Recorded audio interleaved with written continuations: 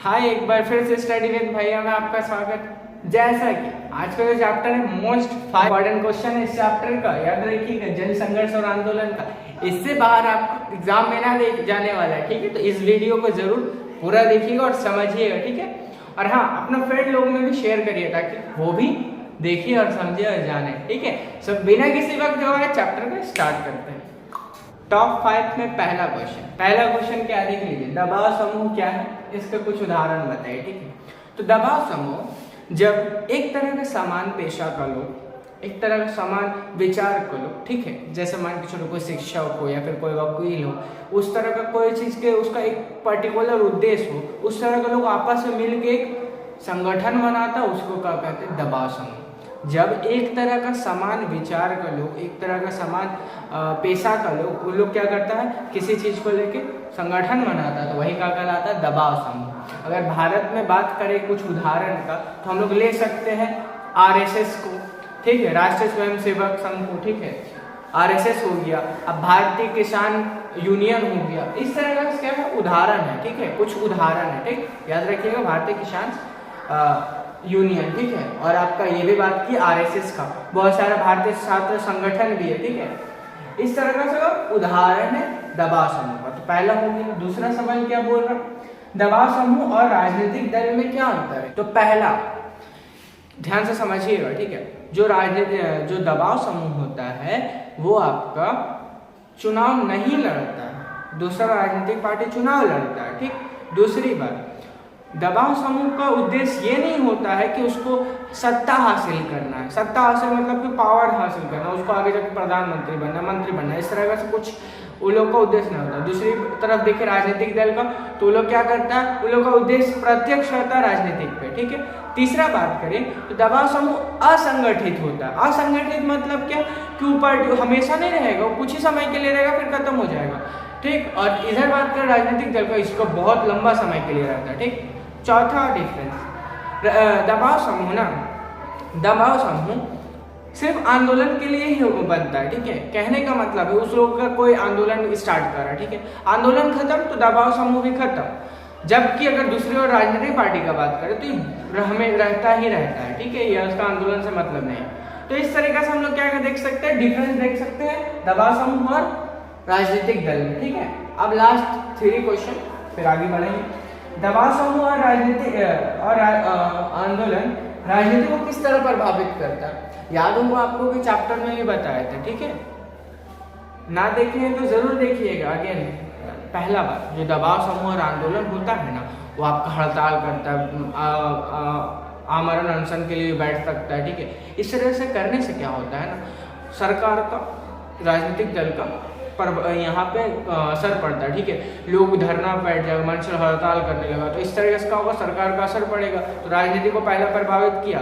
दूसरी बात, ये लोग जो होता है, जो भी दबाव समूह हो गया, आंदोलन हो गया, इस तरह से वो लोग क्या करता है ना, जितना भी लोग है ना उस पर प्रचार करता है, मीडिया को फैलाता है, मीडिया पे बात को अपना फैलाता है कि देखो इस तरह का दिक्कत है, तो सरकार को कहीं ना कहीं दिमाग में जाएगा ना, ठीक है। तो इस तरह से क्या होता है, राजनीति को प्रभावित करता है। साथ ही साथ एक बात और जान लीजिए, कभी कोई सरकार सत्ता में, ठीक है, सरकार सत्ता में मान लीजिए ना कि कोई राजनीतिक पार्टी सरकार बना हुआ है, ठीक, तो उसका विपक्ष भी होता होगा, जाहिर सी बात है, ठीक। मान लो कि सरकार में अभी बीजेपी है, ठीक है, तो उसका अपोजिशन में चाहे आपका कोई भी अदर पार्टी हो गया, चाहे कांग्रेस को ले लेते हैं, मान के चलो कि बीजेपी को लेके आंदोलन करने लगा, ठीक है। अब आंदोलन करेगा तो क्या होगा, तो अपोजिशन भी साथ देगा ना, जो दबाव समूह है। तो समझ में आ रहा है, इस तरीके से क्या होगा, प्रभावित करता है राजनीति को, ठीक है। अब बात करते हैं 14 क्वेश्चन का, बात करते हैं 4th क्वेश्चन का। 4th क्वेश्चन क्या है, देखिए ध्यान से, दबाव समूह और राजनीतिक दलों के आपसी संबंधों का स्वरूप कैसा होता है। दबाव समूह और राजनीतिक दल, दबाव समूह है और उसका राजनीतिक दल, उसका आपस में संबंध कैसा होता है, ठीक है, ये थोड़ा सा समझने का, ठीक। चैप्टर में भी कहे थे, अगेन समझा रहे हैं, ठीक है, कि दबाव समूह और राजनीतिक दल में ऐसा बहुत समय देखा गया है, ठीक है, बहुत बार देखा गया है कि जो भी दबाव समूह है उसका जो हेड होता है, ठीक है, उसका कहीं ना कहीं कनेक्शन होता है किसी राजनीतिक पार्टी का, वो कहीं ना कहीं कार्यकर्ता होता है क्या, राजनीतिक पार्टी का। उदाहरण के रूप में हम लोग ये देख सकते हैं कि अभी भारत में अगर हम लोग गौर से देखेंगे ना अच्छा से, जितना भी छात्र संगठन है उसका जो भी प्रमुख होता है ना, वो कहीं ना कहीं कार्यकर्ता होता है किसी न किसी पार्टी का। पहला बात समझ में आया। दूसरी बात कि बहुत बार ऐसा होता है कि दबाव समूह ही ना आगे जाके किसी राजनीतिक पार्टी का स्वरूप ले लेता है, ठीक है। उदाहरण के रूप में असम में हम लोग क्या देखते हैं ना, असम में वहाँ पे जो छात्र लोग था वो लोग क्या किया ना, बाहर विदेशी लोग जब आता था वहाँ तो उसका आंदोलन करने लगा, विदेशी लोग आया उसका आंदोलन करने लगा। आंदोलन करने से क्या हुआ ना, अब आंदोलन करने लगा, जब वो लोग चल गया, खत्म हो गया, समाप्त हो गया आंदोलन, तो वही चीज आगे जाके एक पार्टी बन गया, ठीक है। क्लियर हो रही है बात। असम का उदाहरण हो गया। तीसरा अगर बात करें तो देखिए ये जो दबाव समूह है, तो जाहिर सी बात है दबाव समूह में बहुत सारा लोगों का, ध्यान समझिएगा, दबाव समूह में बहुत सारा लोगों का, और कोई उसका लीडर का बात कोई ना कोई सब मानता होगा, ठीक। तो राजनीतिक दल का चाहेगा ना कि दबाव समूह को कहीं ना कहीं अपना साथ रखे, जब आप चुनाव होगा तो उससे वोट ले सके। समझ में आ रही है बात।